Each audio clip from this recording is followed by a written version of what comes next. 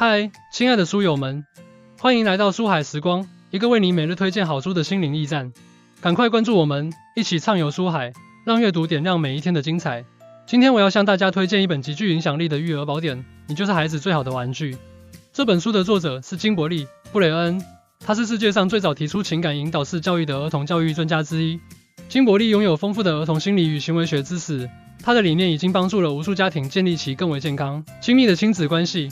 这本书的价值不可估量，它就像一盏明灯，为在育儿道路上迷茫的家长们照亮了方向。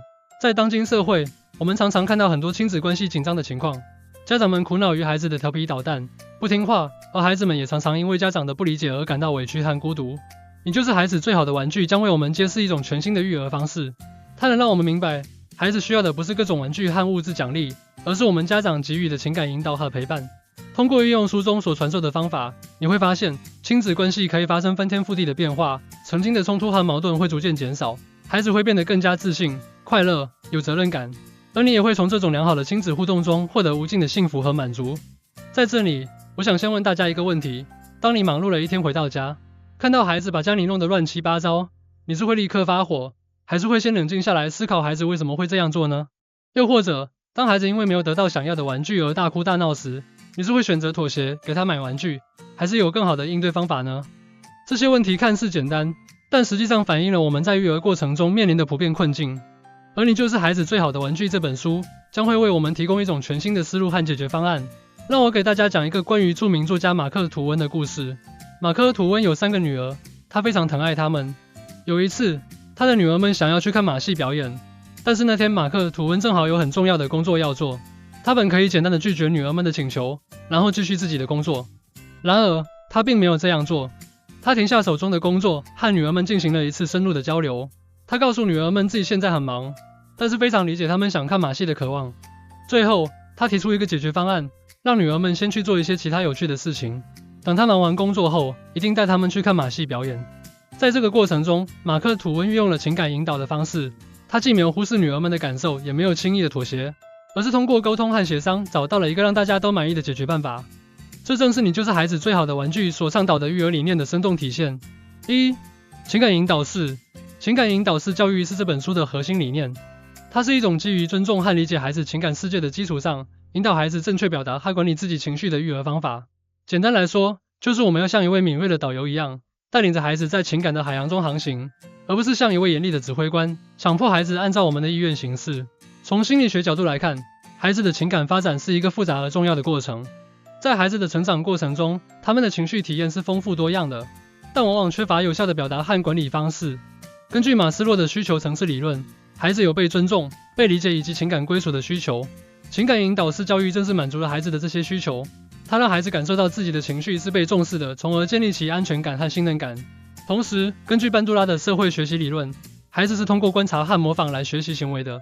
当我们家长在面对情绪时，能够以理智、平和的方式处理，孩子也会从中学习到这种良好的情绪管理方式。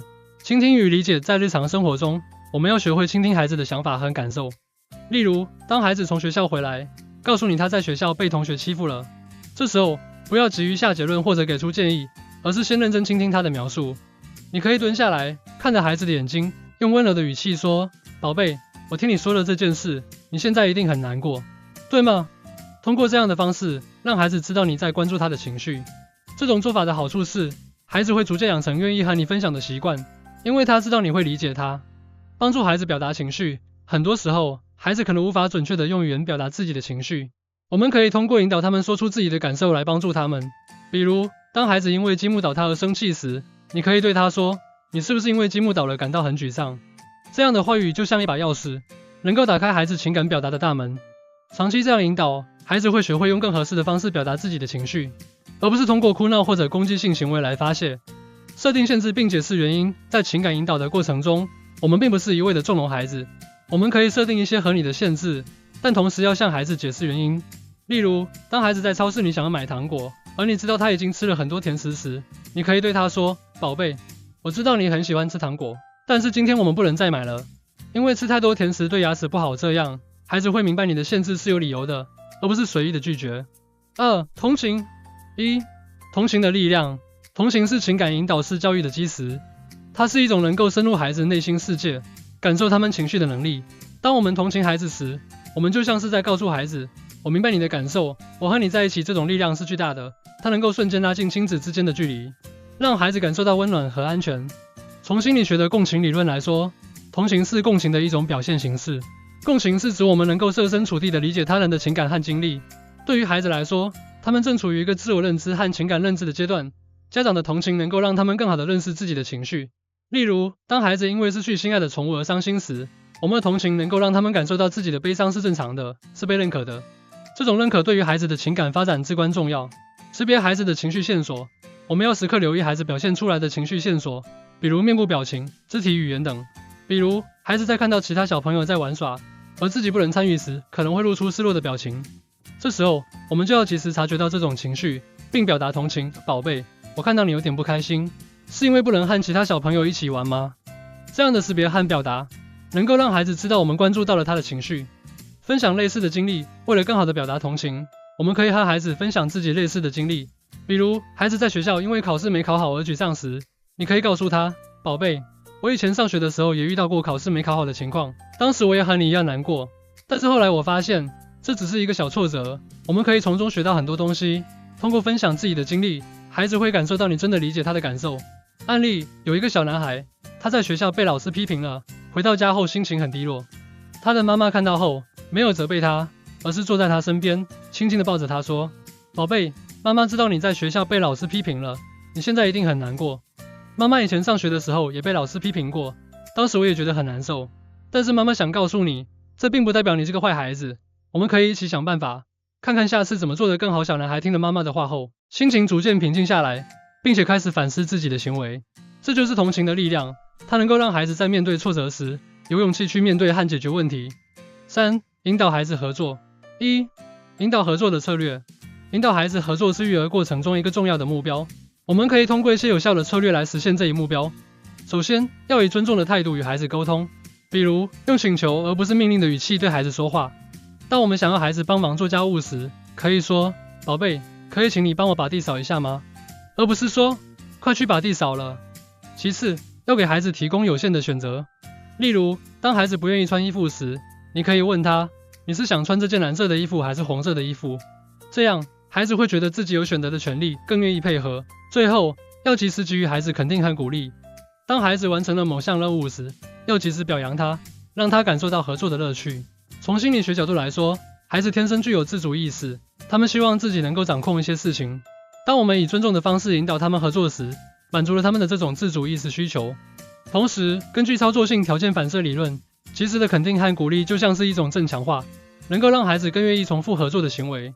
有一个小女孩，她的房间总是很乱，她的妈妈想让她学会整理房间，于是采用了引导合作的策略。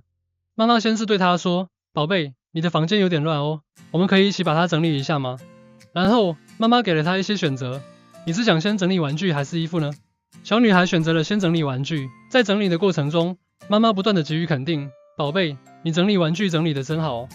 最后，小女孩的房间变得整洁了，而且她自己也很有成就感。这种引导合作的方式，不仅解决了问题，还让孩子学会了整理房间的技能，并且增强了亲子之间的合作意识。好处，通过引导孩子合作，我们可以培养孩子的团队协作能力和解决问题的能力。同时，这种良好的合作氛围也有助于建立更和谐的亲子关系。当孩子习惯了与家长合作，他们会更加愿意参与到家庭事务中，这对于孩子的成长和家庭和谐都有着重要的意义。4. 避免权力之争。1. 权力之争的危害。权力之争是亲子关系中常见的问题。当家长和孩子陷入权力之争时，双方都会感到沮丧和愤怒。这种情况不仅会破坏亲子关系，还会对孩子的心理健康产生负面影响。比如，孩子可能会变得叛逆，或者在面对权威时产生恐惧和抵触情绪。从心理学角度来看，权力之争其实是双方对控制权的争夺。在孩子的成长过程中，他们渴望独立和自主，而家长往往希望孩子能够按照自己的意愿行事。根据自我决定理论，孩子有自主、胜任和归属的需求。当家长试图过度控制孩子时，违背了孩子的自主需求，从而引发了权力之争。为了避免权力之争，我们要学会放手，给予孩子适当的自主权。例如，在一些非原则性的问题上，可以让孩子自己做决定。比如，孩子选择穿什么衣服、吃什么食物，只要是健康合理的范围内。同时，要学会冷静地处理冲突，当和孩子发生争执时，先让自己冷静下来，避免情绪化的反应。比如，当孩子不愿意洗澡时，不要强行把他拖进浴室，而是可以先暂停一下，等双方都冷静下来后再沟通。5、激励孩子自立。1、自立的重要性。让孩子学会自立是育儿的重要目标之一。自立的孩子能够独立的思考和解决问题，拥有更强的适应能力。在当今快速变化的社会中，自立能力对于孩子的未来发展至关重要。根据发展心理学理论，孩子的成长过程就是一个不断走向自立的过程。从婴儿时期的完全依赖，到逐渐学会走路、说话、穿衣等基本技能，再到能够独立完成各种任务，孩子的自立能力是在一步步发展的。家长在这个过程中起着至关重要的作用。通过适当的引导和鼓励，家长可以帮助孩子建立起自信和独立意识。我们可以从日常生活中的小事入手，培养孩子的自立能力，比如让孩子自己穿衣服、系鞋带、整理书包等。同时，要给孩子提供一些机会去尝试新事物，比如让孩子自己动手做一顿简单的饭菜，或者参与一些手工制作活动。在孩子遇到困难时，不要急于帮忙，而是要鼓励他自己想办法解决。例如，当孩子在做数学题遇到难题时，可以先让他自己思考，实在不行再给予适当的提示。6、赞赏孩子的努力和个性。1、赞赏的力量。赞赏是孩子成长过程中不可或缺的营养，它能够增强孩子的自信心和自尊心，让孩子感受到自己的价值。当我们赞赏孩子的努力和个性时，我们是在告诉孩子，我看到了你的付出，我欣赏你的独特之处。从心理学上来说，赞赏是一种正面的强化。根据行为主义理论，赞赏能够强化孩子的好行为。同时，根据人本主义心理学理论，每个人都有被尊重和认可的需求。赞赏正好满足了孩子的这种需求，尤其是当赞赏针对的是孩子的努力和个性时，更能激发孩子的内在动力。当孩子完成了一项任务或者取得了一些成绩时，我们要及时的赞赏他的努力。比如，孩子在参加绘画比赛后，不管结果如何，只要他认真准备了，我们就可以对他说：“宝贝，你这次参加绘画比赛真的很努力，妈妈看到了你的付出，你真棒。”同时，要赞赏孩子的个性。例如，如果孩子是一个比较内向的孩子，但是他在某个场合勇敢地表达了自己的想法，我们就可以对他说：“宝贝，你今天的表现太棒了，你勇敢地表达了自己，你这种内向而又勇敢的个性真的很棒。”7、积极参与孩子的世界。1、参与的意义。积极参与孩子的世界是建立良好亲子关系的关键。当我们参与到孩子的世界中时，我们能够更好地了解他们的想法、兴趣和需求。这就像是我们和孩子之间建立了一座沟通的桥梁，让我们能够更加深入地走进他们的内心。根据依恋理论，亲子之间的依恋关系对于孩子的情感发展至关重要。积极参与孩子的世界可以增强这种依恋关系。当家长与孩子一起玩耍，一起探索新事物时，孩子会感受到家长的关爱和陪伴，从而建立起安全感和信任感。同时，根据社会学习理论，孩子通过观察和模仿家长的行为来学习。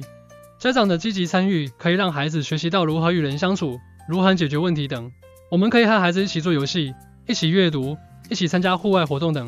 例如，每天晚上和孩子一起阅读一本有趣的绘本，和孩子一起讨论故事中的情节和人物，或者在周末的时候和孩子一起去公园散步，一起观察大自然的变化。在参与的过程中，要尊重孩子的兴趣和想法。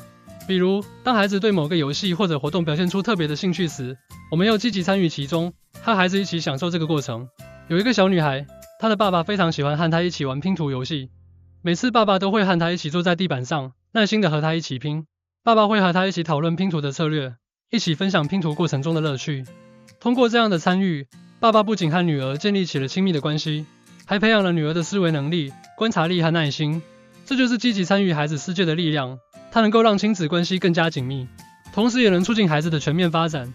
通过以上对你就是孩子最好的玩具这本书的介绍，我们可以看到，这本书的核心价值在于它为我们提供了一种全新的育儿理念——情感引导式教育。它教会我们如何与孩子建立深厚的情感联系，如何引导孩子正确的表达和管理情绪，如何避免无谓的权力之争，如何激励孩子自立，如何赞赏孩子的努力和个性，以及如何积极参与孩子的世界。这些内容涵盖了育儿的各个方面，为我们提供了一套完整的育儿指南。育儿是一场充满挑战但又无比美好的旅程。我们不能总是用老旧的观念和方法来对待孩子，而是要学习和运用新的理念。现在就请大家行动起来，去阅读《你就是孩子最好的玩具》这本书吧，让它成为你育儿道路上的得力助手，让你的孩子在充满爱的情感引导下茁壮成长。请记住，你就是孩子最好的玩具，你的每一个举动、每一句话都对孩子有着深远的影响。不要害怕改变，不要害怕尝试新的方法，因为你的努力将会改变孩子的一生。当你看到孩子因为你的情感引导而变得更加快乐、自信、懂事时，你会感受到一种前所未有的幸福和满足。所以，行动起来吧，让这本书成为你和孩子之间的幸福密码，开启一段美好的亲子之旅。